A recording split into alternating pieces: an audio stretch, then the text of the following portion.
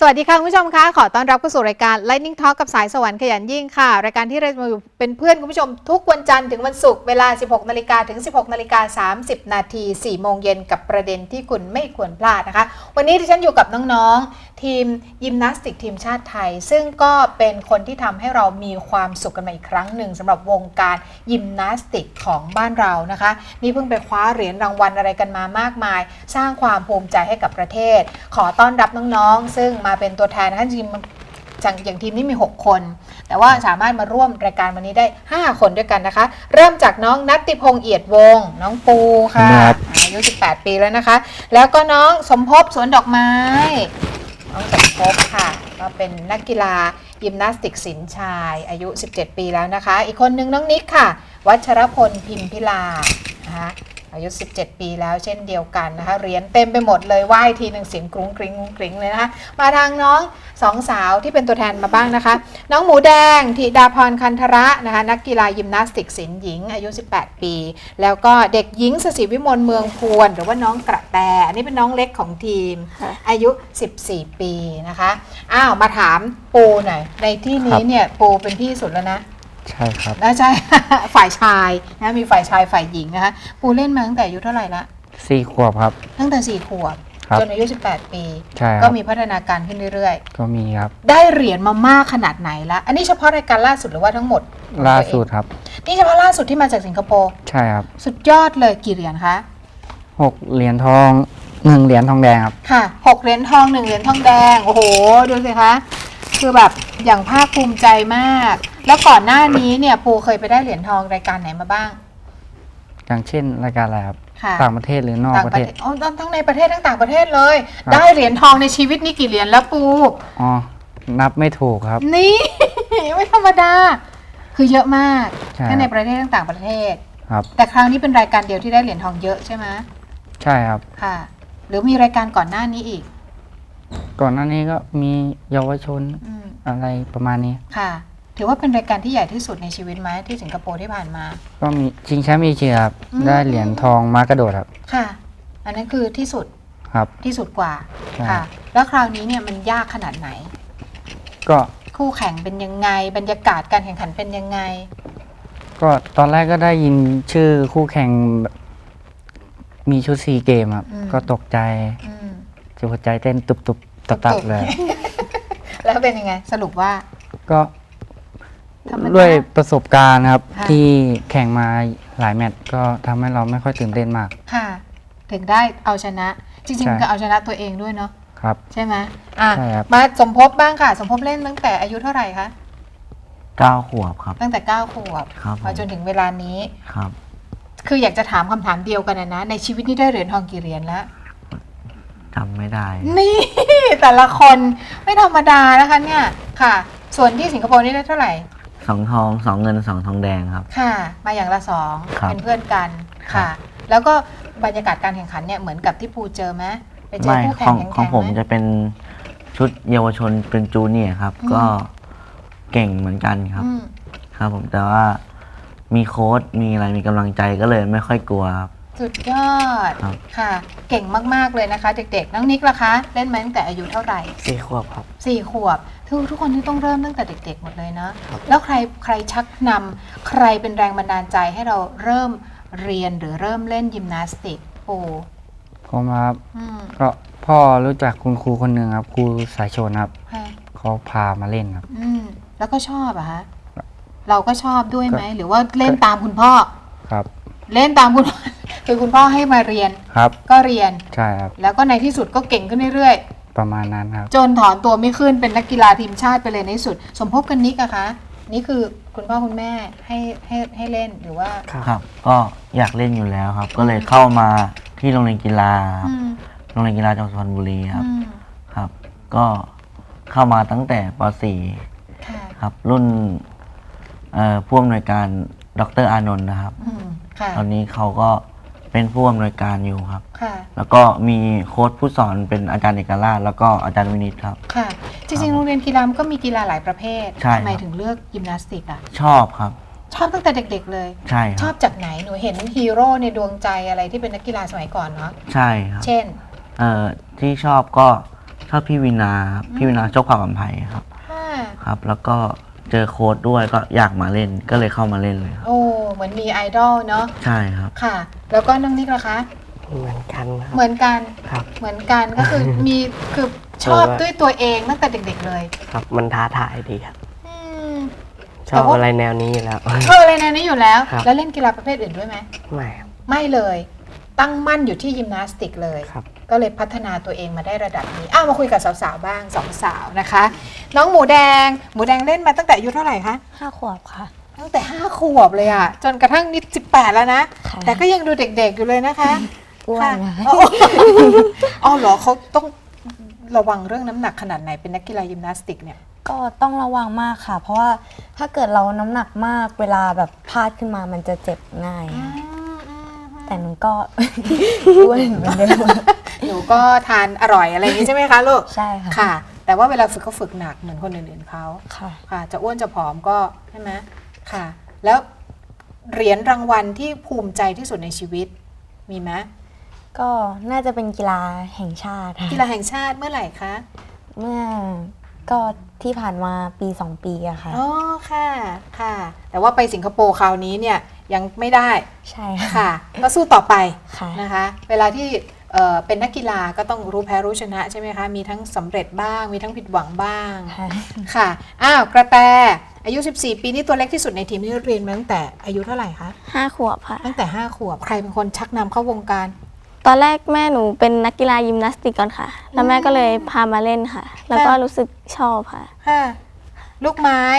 หล่นใต้ต้นคุณแม่เลยใช่ไหมคะ ค่ะ ค่ะ ก็คือคุณแม่ดูแลคุณแม่มีส่วนสอนด้วยป่ะ ไม่ค่ะ ไม่ ก็แต่คุณแม่ส่งเสริม ค่ะ ให้หนูมาเล่น ค่ะ แล้วก็พัฒนาเรื่อย ค่ะ ๆจนติดทีมชาติเลย สุดยอด มีใครเป็นนักกีฬาในดวงใจนอกจากคุณแม่อีกบ้าง ก็พี่ไอซ์ค่ะ พี่มนัญชยาเซนกลางค่ะ เวลาเราดูเขาเนี่ยเรารู้สึกแบบเป็นยังไงฮะ ก็พี่เขาเล่นเก่งมากเลยค่ะ แล้วก็พี่เขาเคยมาสอนค่ะ แล้วรู้สึกว่าเทคนิคพี่เขาดีค่ะ อ๋อ ชอบเทคนิคเป็นการส่วนตัวด้วย ค่ะ ค่ะ นี่ก็คือเราฟังเด็กๆเหล่านี้ไปถึงแม้ว่าเราจะไม่เข้าใจหรือว่าไม่ได้อยู่ในแวดวงยิมนาสติกนะคะ ก็จะได้ฟังเขาเล่าด้วยว่าเบื้องหลังมันเป็นยังไงนะคะ หมูแดงมีใครในดวงใจที่เป็นต้นแบบเราเลยมีไหม ค่ะ ก็ถ้าเกิดในประเทศก็พี่สอง อืม แพรวพราวดวงจันทร์ ค่ะ แล้วในต่างประเทศล่ะ ต่างต่างประเทศถ้าเป็นตอนเด็กก็ดังหลิงหลิง อืมค่ะ เวลาที่เราดูคนที่เขาเก่งๆเนี่ยเราก็อยากจะพัฒนาตัวเองใช่ไหมคะ นี่คือการที่นักกีฬาแบบมีต้นแบบให้ดูค่ะ ทีนี้นอกเหนือจากพวกเราเอง แล้วก็คนที่เป็นต้นแบบเราแล้วเนี่ย เวลาไปแข่งเนี่ยรู้สึกกดดันกับใครมากที่สุดไหมอะเวลาแข่ง หมูแดงเจอใครแล้วรู้สึกแบบว่า เอ้ยประเทศนี้ชาตินี้หรือว่าคู่แข่งอันนี้น่ากลัวมากเลยมีไหม ก็มีค่ะ แต่ส่วนใหญ่จะกดดันกับตัวเองมากกว่า ไม่ได้กลัวคู่ต่อสู้ ก็มีกว่าค่ะ แต่ ค่ะ ว่าเราก็แบบพยายามชนะใจตัวเองให้ได้ว่าคือให้ตัวเองเล่นดีที่สุดอะค่ะ ค่ะ จะเป็นยังไงก็ช่างแต่ว่าขอให้ตัวเองแบบทำให้ดีที่สุด เยี่ยมเลยตัวเล็กกระแตล่ะคะลูกมีกดดันกับรายการไหนเจอคู่แข่งคนไหนที่รู้สึกแบบโอ้โหเราต้องยากกว่าปกติอะไรอย่างนี้มีไหม ก็มีประเทศสิงคโปร์ค่ะ เพราะอะไรคะ เขาเล่นเหมือนท่าเยอะกว่าเราอะค่ะ ท่าเยอะ ท่าเยอะท่ายากอะไรอย่างนี้ ค่ะ ค่ะ แต่เราก็สามารถทำสำเร็จ ค่ะ สุดยอดมากๆเลยค่ะ จริง ๆ แล้วการแข่งยิมนาสติกคือแข่งกับตัวเองใช่ไหมครับครู ใช่ครับ เรามีวิธีคิดหรือว่าโค้ชจะสอนเรายังไง เวลาที่จะลงแข่งขันแต่ละครั้ง ก็บอกว่าไม่ต้องตื่นเต้น อืม ทำได้เท่าที่ซ้อมมาครับ ค่ะ อันนั้นคือที่สุดแล้ว ครับ ก็เป็นวิธีคิดที่ทุกครั้งที่ลงแข่งก็แข่งกับตัวเอง ใช่ครับ ค่ะ เอามาอยู่ตรงนี้แล้วเนี่ยนะคะ เดี๋ยวเราพบกับผู้หลักผู้ใหญ่กันบ้างนะคะ คนที่ดูแลเรื่องของสมาคมท่านนายกสมาคม ผู้จัดการสมาคม แล้วก็คนที่มีส่วนในการสอนพวกเราอย่างเช่นโค้ชมาหลายท่านเลยนะคะ แต่ว่าก่อนจะพักกันตรงนี้ไหนๆมาแล้วเนี่ยแสดงฝีมือให้พี่หนิงกับท่านผู้ชมทางบ้านดูหน่อยใครก่อนดีเอากระแตก่อนกระแตก่อนถอดเอาเหรียญไหมคะถอดเหรียญเตรียมไว้ผู้ชายสักคนหนึงผู้หญิงสักคนหนึงนะไหนลองดูค่ะ ดูนักกีฬายิมนาสติกมาเยี่ยมชมช่อง 13 Family ทั้งทีเอาขอดูหน่อย โอ้สง่างามมากสง่างามมากทรงตัวได้สวยมากลูกขอดูผู้ชายบ้าง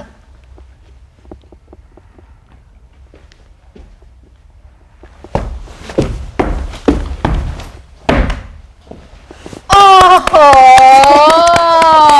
ไม่ธรรมดาปูซะหน่อย ไม่ยอม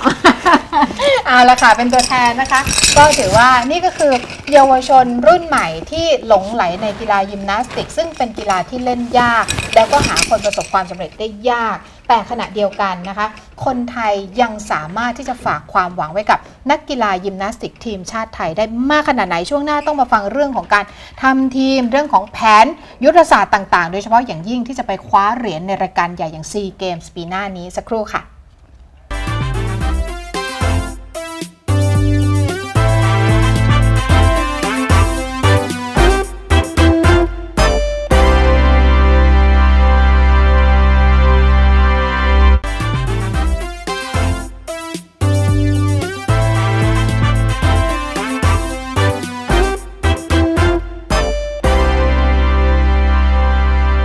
กลับเข้าสู่ช่วงที่ 2 ของ Lightning Talk กับสายสวรรค์ขยันยิ่งนะคะมากันครบทีมเลยค่ะขอแนะนำผู้ร่วมรายการซึ่งมีส่วนช่วยสร้าง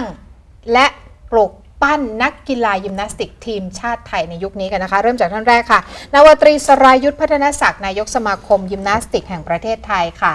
ท่านที่ 2 อยู่ขวามือดิฉันนะคะคุณวีรพงศ์บริสุทธิ์สุขกมลเข้ามารับหน้าที่เป็นผู้จัดการทีมในปัจจุบันนะคะท่านที่ 3 ค่ะมิสเตอร์จาฟงเป็นผู้ฝึกสอนยิมนาสติกศิลป์ชายซึ่งก็เป็นโค้ชจากประเทศจีนซึ่งขึ้นชื่อในเรื่องของความเก่งกาจของกีฬายิมนาสติกนะคะส่วนโค้ชชายไทยของเราก็เป็นอดีตนักกีฬายิมนาสติกทีมชาติกันทั้ง2ท่านนะคะคุณเอกราชจันทร์กรุงแล้วก็คุณกิตติพงษ์อยู่ดีนะคะ2ท่านก็เป็นนักกีฬาทีมชาติยิมนาสติกมาก่อนเป็นเจ้าของเหรียญซีเกมส์แล้วก็อีกหลายรางวัลซึ่งตอนนี้ก็ผันตัวมาเป็นโค้ชสอนเด็กๆแทนนะคะคุณวีรพงษ์เริ่มก่อนกันแล้วกันนะคะสำหรับความสำเร็จที่เกิดขึ้นจากการแข่งขันสิงคโปร์โอเพ่น 2016 3-5 มิถุนายนที่ผ่านมาจากสิงคโปร์11 ทอง 4 เงิน 7 ทองแดงนี่เป็นสถิติของสมาคมเลยไหม ผมว่าน่าจะเป็นสถิตินะฮะ เพราะว่าจากท่านนับมาเมื่อ 2541 เอเชียนเกมผมว่าหลังจากนั้นก็จะไม่มีเหรียญรางวัลเยอะขนาดนี้แล้วนะครับน่าจะเป็นเหรียญรางวัลที่เยอะมากๆในความรู้สึกของผมนะเยอะแบบมันเป็นการพัฒนาที่เราต้องบอกว่ายิมนาสติกนะครับมันเป็นกีฬาที่ใช้แข่งในตัวของบุคคลและเป็นกีฬาที่ต้องแข่งกับคู่แข่งด้วยแต่ว่าในช่วงระยะ 7-8 ปีที่ผ่านมาต้องยอมรับว่ากีฬายิมนาสติกเนี่ยมันตกลงไปนะครับผลงานข่าวๆเนี่ยมันไม่ค่อยออกนะครับแล้วก็ที่สำคัญเนี่ยมาครั้งนี้เนี่ยการที่เดินทางไปแข่งขันในการสิงคโปร์โอเพ่นยิมนาสติกแชมเปี้ยนชิพ 2016 ที่ประเทศสิงคโปร์นะครับมีชาติแข่งขันคืออาเซียนด้วยกันเนี่ยนะครับก็คือสิงคโปร์เจ้าภาพฟิลิปปินส์อินโดนีเซียมาเลเซียแล้วก็ไทย5 ประเทศเหลือเพียงแค่เวียดนามที่เป็นคู่แข่งของเราที่ไม่ได้มาร่วมทำการแข่งขันด้วยแต่ก็ถือว่าผลงานตรงนี้เนี่ยผมว่าน่าจะเป็นที่ประจักษ์เนื่องจากว่านักกีฬาน้องๆทุกคนเนี่ยนะครับก็คือทั้ง6คนนะครับมีส่งไปก็คือเยาวชนผู้ชาย2 คนหญิง1 คนนะครับแล้วก็รุ่นประชาชนเนี่ยหญิง1 คนแล้วก็ผู้ชาย2 คนก็สามารถทำผลงานได้อย่างยอดเยี่ยมโดยเฉพาะน้องปูนะครับณัฐพงศ์เนี่ยนะครับสามารถทำคนเดียวได้ถึง6 เหรียญทองแล้วก็น้องอนุชาเนี่ยได้1 เหรียญทองนะครับก็เป็น7 เหรียญทองใน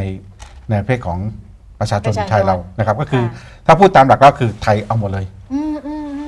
ถ้าพูดง่ายๆคือไทยโกนหมดนะครับไม่ว่ารวมอุปกรณ์นะครับแล้วก็ประเภทบุคคลนะครับมาส่วนของจูเนียร์เนี่ยก็ต้องยอมรับว่ามาเลเซียก็มีการพัฒนาแต่ว่าเราก็สามารถที่จะทำมาได้2 เหรียญทอง1 เหรียญเงินนะครับ2 เหรียญทองนะครับแล้วก็จากทางสมภพนะครับจากทางพัชรพล1 เหรียญนะครับแล้วก็น้องหนูแดงนะครับกับทางน้องกระแต1 เหรียญทองนะครับก็ผมว่าตรงนี้คือ11 เหรียญทองกับ4 เหรียญเงินแล้วก็4 เหรียญแดงนี่คือผลงานที่สุดยอดแล้วก็ต้องขอบคุณทางธนาคารออมสินนะครับซึ่งเป็นธนาคารที่ให้การสนับสนุนในเรื่องของ1 กีฬา 1 รัฐวิสาหกิจรัฐวิสาหกิจของสมาคมกีฬานะครับโดยเฉพาะยิมนาสติกเนี่ยนะครับสนับสนุนมาเป็นปีที่4แล้วซึ่งงบประมาณเนี่ยคือทางท่านผู้บริการนะครับคุณชาติชายพยุหนาวิชัยเนี่ยก็ได้ให้การสนับสนุนปีละ15 ล้านบาทในการพัฒนาก็เชื่อว่าในปีนี้เนี่ยหลังจากที่ได้รับเงินมาแล้วเนี่ยนะครับจำนวนแรกเนี่ย5 ล้านบาท ก็มีการพัฒนานำเงินไปใช้ในประโยชน์ก็เชื่อว่าตรงนี้น่าจะเป็นอีกส่วนหนึ่งที่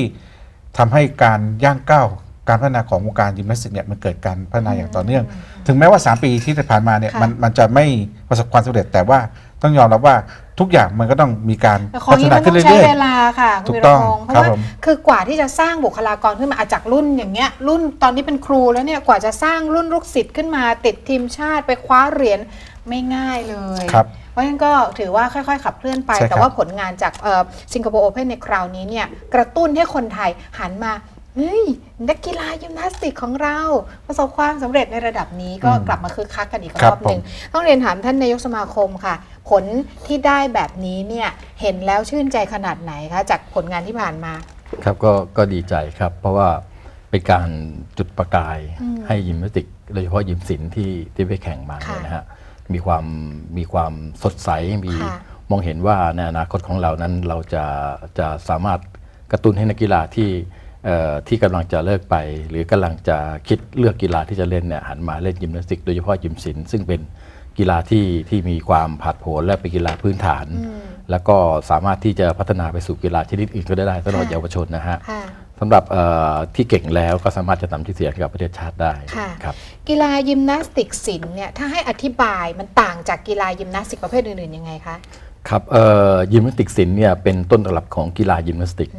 ที่ก่อกำเนิดในยุคต้นๆนะครับในสมัยของกรีกมีมานานแล้วครับ ค่ะ ต่อมาสหพันธ์เนี่ยได้แปลงเนื่องจากเห็นว่ากีฬายิมศิลป์นี่มีอันตราย ก็มาเป็นยิมดีลาเป็นแอโรบิกยิม คือ นาส ดู ติก เบาลง เน้ เน้นสวยงามมาก ครับ ขึ้น แต่หลักเนี่ยคือกีฬายิมศิลป์ ค่ะ ซึ่งในการแข่งขันโอลิมปิกเกม หรือว่าในกีฬาที่เป็นมัลติสปอร์ตนะครับก็จะยิมนาสติกเนี่ยจะเป็นกีฬาบังคับนะครับโดยเฉพาะยิมศิลป์เนี่ยจะมีเหรียญมากที่สุด ค่ะ ก็คือ 14 เหรียญนะครับ ค่ะ ก็จะถูกจัดให้มีการแข่งขันทุกครั้งในกีฬาโอลิมปิก ค่ะ เอเชียนเกมหรือซีเกมครับ โอกาสที่ไทยจะไปถึงโอลิมปิก เราเห็นแสงสว่างหรือยังคะ นี่ก็เป็นจุดประกายอันหนึ่งนะครับที่สมาคมได้ตั้งวิชั่นตั้งเป้าหมายสุดยอดเอาไว้นะครับคือว่าวันหนึ่งเราจะไปโอลิมปิก ค่ะ ถ้าเราได้รับการสนับสนุนที่ดี ค่ะ บุคลากรผมคิดว่าเด็กไทยไม่แพ้ใครในโลกนะครับแต่ถ้าเราได้ศูนย์พัฒนาที่ดีวิชาการกีฬาที่เข้ามาช่วยผ เค น รื่อ ว ง ก ไม้เครื่องมืออุป เครื่ ก อง รณ์ที่ มือ ทัน พร้อม สมัยเหมือนชาติอื่น ครับ เขา ก็จะความสำเร็จนั้นคงไม่ไกลเกินเอื้อมแน่นอน เราจะได้ปั้นเด็กๆ ได้มาก ครับ กว่านี้อีกใช่ไหม ครั คะ บครับผม ถามโค้ชจาฟงโค้ชจาฟงเป็นนักกีฬาทีมชาติจีน ครับ เล่นมาตั้งแต่อายุ 4 ขวบ ครับ แล้วก็เป็นเจ้าของเหรียญรางวัลระดับชิงแชมป์ประเทศจีนมามากมาย ครับ มาอยู่ที่นี่กี่ปีแล้วคะ อยู่ที่นี่3 ปีแล้วครับ 3 ปี ครับ ก็มีส่วนช่วยเด็กๆ นัก ใช่ครับ ยิมนาสติกทีมชาติไทย ครับ เด็กไทยเก่งขนาดไหนโค้ช เพิ่มซ้อมใช่ไหมผมคิดน่าจะนักกีฬาเขาบอกไอ้เราสิผมไม่ไหวอะก็เหนื่อยมากแต่ไม่มีใครบอก ไม่มีใคร ไม่ บ่ มี น ใครบอกเราก็ซ้อมต่อไปเรื่อยๆเลยเพิ่มค่อย แปลว่าเด็กเราอดทน ใช่ครับ ก็เก่งมาก อันนี้เก่งมาก ค่ะ ครับ เขาขึ้นชื่อว่านักยิมนาสติกทีมชาติจีนเนี่ยฝึกหนักมาก ถึงได้มีความเป็นเลิศเรื่องยิมนาสติกแบบไม่กลัวใครในเอเชียหรือในโลกด้วยซ้ำเนี่ยโค้ชคิดว่าเด็กไทยเราจะสามารถฝึกและปั้นได้ขนาดนั้นไหมคะ อืม เราสามารถปั้นเด็กไทยเหมือนเด็กจีนได้ไหมคะ ใช่ครับ ตอนนี้ก็ ทำได้ ใช่ทำได้ตอนนี้นักกีฬาก็กำลังดีขึ้นกำลังดีขึ้น เพราะอนาคตผมชื่อนักกีฬาใช่ครับมีอะไรนะเป้าหมายใช่ไหมครับ ค่ะ ทาร์เก็ตค่ะ แล้วก็4 ปีหน้ามีโอลิมปิกที่อีเบนผมแล้วก็กับทุกคนนักกีฬากับสรรพคุณด้วย แล้วก็พยายาม พยายามจะ ใช่ ไปให้ถึง ใช่ โอลิ ครั ม บ ปิ เต็ ก มที่เลยครับ เต็มที่ดูท่าทางที่บอกว่าดูมั่นใจมากเลยนะคะแต่ฟังอย่างนี้ก็ชื่นใจเพราะว่าคือหลายคนก็มองจีนแล้วบอกว่าเด็กจีนทำไมแบบแข็งแกร่งนู่นนี่นั่น แต่จริงๆ พอฟังแบบนี้เราก็ชื่นใจว่าเด็กไทยก็ไม่แพ้ใครเหมือนกัน อันนี้ต้องถามตัวอดีตนักกีฬายิมนาสติกทีมชาตินะคะแล้วตอนนี้มาเป็นครูเป็นโค้ชแล้วเนี่ยสมัยที่เล่นกันกับสมัยนี้เนี่ยเห็นพัฒนาการในการแข่งขันมันเปลี่ยนแปลงไปขนาดไหนคะโค้ชเอกราช ก็สมัยใหม่เนี่ยจะเป็นท่าที่ยากขึ้น เพราะว่าเทคนิคแต่ละอุปกรณ์ มันจะยากขึ้นได้อุปกรณ์ฝึกซ้อมด้วยครับ ค่ะ อุปกรณ์มันจะมาตรฐานทำให้เล่นได้ สูงขึ้นท่าที่สูงขึ้นที่ไม่นึกว่าจะทำได้ เช่น เช่นลังกาหลัง3 รอบ อย่างเมื่อก่อนก็2 รอบ 2 รอบนี่คือสุดแล้ว ยากแล้ว ค่ะ เดี๋ยวนี้3 รอบ ค่ะ เผื่อๆอนาคตมี4 รอบ แล้วเราก็ต้องแก้ทาง ครับ แบบนี้ไปเรื่อย ครับ ๆค่ะ มันจะเป็นอุปกรณ์ช่วยครับ ค่ะ อุปกรณ์ที่ไว้เล่นลงบ่อฟองน้ำหรือลอกที่ไว้เล่นท่ายากทำให้มีความมั่นใจให้นักกีฬามีความมั่นใจ ค่ ที่จะเล่นท่าครับ ค่ะ แต่ว่าในสมัยที่โค้ชเป็นนักกีฬากัน ก็ไม่ได้มีอุปกรณ์อะไรที่ทันสมัยขนาดนี้ถูกไหมะ ครับ ยุคนี้ ครับ ค่ะ แต่ว่าปัจจุบันนี้บ้านเราก็ยังต้องการอยู่ ยังต้องการอยู่ ยังต้อง ม การอยู่โค้ชกิติพงศ์มองเห็นแล้วชาติไหนที่เรารู้สึกว่าเขาพัฒนาการเร็วมาก ในเทียบในระดับที่เราเป็นอดีตนักกีฬาทีมชาติเหมือนกันเนี่ย ถ้าอย่างในอาเซียนนี้ก็จะเป็นของเวียดนามครับ เวียดนามน่ากลัว ใช่ครับ เพราะรู้มาเมื่อก่อนเขาก็ข้ามไปเก็บตัวที่ประเทศจีนเลย ค่ะ ใช่ครับ แล้วก็ตอนนี้เขาก็ไปโอลิมปิกได้ละ ค่ะ ก็เด็กไทยก็ทำได้ครับ เดี๋ยวต้องพยายามกว่านี้ครับ ค่ะ ครับ ค่ะ แล้วจากเป็นนักกีฬายิมนาสติกทีมชาติมาก่อน แล้วก็มาเป็นโค้ชสอนเด็กในยุคนี้แล้วเนี่ยเรามองเห็นความสามารถหรือทักษะหรือการเรียนรู้ของเด็กสมัยนี้แตกต่างจากเด็กสมัยก่อนไหมฮะ ถ้าความแตกต่างก็ไม่แตกต่างเท่าไหร่ครับ ตอนนี้ทุกคนมีเป้าหมายหมด ก็เห็นเด็กๆตั้งใจฝึกซ้อมอย่างนี้ค ก็ รับ ดูสู้กันนะ ใช่ครับ โค้ชก็มีกำลังใจในการฝึกสอนด้วย ค่ะ ใช่ครับ ตอนที่ยังเป็นนักกีฬากันเราก็เป็นแบบนี้เหมือนกัน ใช่ แต่ว่า ครับ คนที่จะมาเล่นกีฬายิมนาสติกจริงๆคือแบบต้องใจรักมากๆ เพราะว่ามันเจ็บตัว ใช่ครับ มันเป็นกีฬาที่อันตราย อันตราย ในระดับหนึ่งเลยครับ แต่ก็รักถึงได้อยู่มาจนจากนักกีฬามาเป็นโค้ช ใช่ ได้จริ ใช่ ง ครับ ๆโค้ชกิติพงศ์สอนใคร สอนน้องกระแตกับหมูแดงครับ อ๋อกระแตกับหมูแด ครั ง บ ค่ะ จุดเด่นที่เขาจะไปได้ไกลกว่านี้อีกคืออะไรคะสองคนนี้ ของกระแตนี่จะเป็นเด็กที่หัวไวครับ คิดไวแล้วก็กล้าเล่นกล้าทำครับ บางทีก็ถ้าไม่ได้สั่งก็แอบไปทำเองอย่างเงี้ย นี่ดีหรือไม่ดี ก็ดีครับ ก็ คือแบบต่อยอด ไอเราก็ ที่โค้ชบอก บางทีเราไม่คิดว่ามันจะทำได้ครับ ทำได้ แต่ว่าดันทำได้ ดันทำได้ ก็เลยดีครับ อ่า คะแนนเราก็อัพขึ้นมา ค่ะ ครับ ค่ะโค้ชสอน10กระแตจัดไป12 ใช่ อะไร ครับ อย่างนี้เป็นต้น ล้นเกิน ค่ะหมูแดงข้อเด่นที่เราจะปั้นต่อเนี่ย หมูแดงนี่สปริงข้อเท้าอย่างเงี้ยเขาจะดีมากเลย งั้นการเล่นพวกอุปกรณ์โต๊ะกระโดดหรือไม่ปอเนี่ย เขาจะทำได้ดีครับ ค่ะ แต่ก็ต้อง ต้อง ปรั กิน เรื่อง น้อยๆหน่อย ใช่ครับ ไม่ต้อง ประมาณนี้ดูแลในเรื่องของอาหารโภชนาการวิทยาศาสตร์การกีฬาเข้ามามีส่วนช่วย โค้ชเอกราชค่ะ จุดเด่น3คนนี้ ที่เราจะปั้นต่อ อย่างโปรเนี่ยเขาจะเล่นได้ทุกอุปกรณ์ ค่ะ จะเป็นออนไลน์ครับจะเล่นได้ทุกอุปกรณ์ก็จะเสริมของปูจะการลงสู่พื้น อืม การแลนดิ้งเนี่ยเขาจะไม่สนิทจะโดนตัดคะแนนเยอะ อืมก็ต้องฝึกตรงนั้น ครับ เพิ่มค่ะ ครับ ค่ะ ส่วนสมภพอะ สม คะ ภพจะเป็นการหมุนม้าหูครับ อืม เพราะว่าฐานขาล่างเขาจะใหญ่ อืม ๆจะต้องแก้การหมุนใหม่อะไรเงี้ยเขาจะหมุนพับอะไรเงี้ย ก็ต้องฝึก ครับ จุด ก็ ที่เป็นจุดอ่อน จะเห็น เพิ่มจุ จุ ด ด แข็ง อ่อนนะครับ อ่า เวลาไปแข่งปุ๊บเราจะเห็นจุดอ่อนของนักกีฬาว่าไอ้ตรงเนี้ยทำให้โดนตัดคะแนนเยอะอะไรเงี้ยครับ ค่ะ ค่ะ น้องนิกอะคะ กำลังครับ อืม เพราะว่ายังกำลังยังไม่ถึง ค่ะ แต่อย่างฟอร์โตอะไรก็ยังได้ แต่อุปกรณ์ที่ใช้กำลังก็จะยังไม่ได้เท่าไหร่ ค่ะ ก็ต้องฝึกกันต่อไป รวมทั้งอีกคนหนึ่งซึ่งก็วันนี้ไม่ได้มาร่วมรายการด้วย ครับ คุณวีรพงศ์มองแบบนี้แล้วเนี่ยฟังดู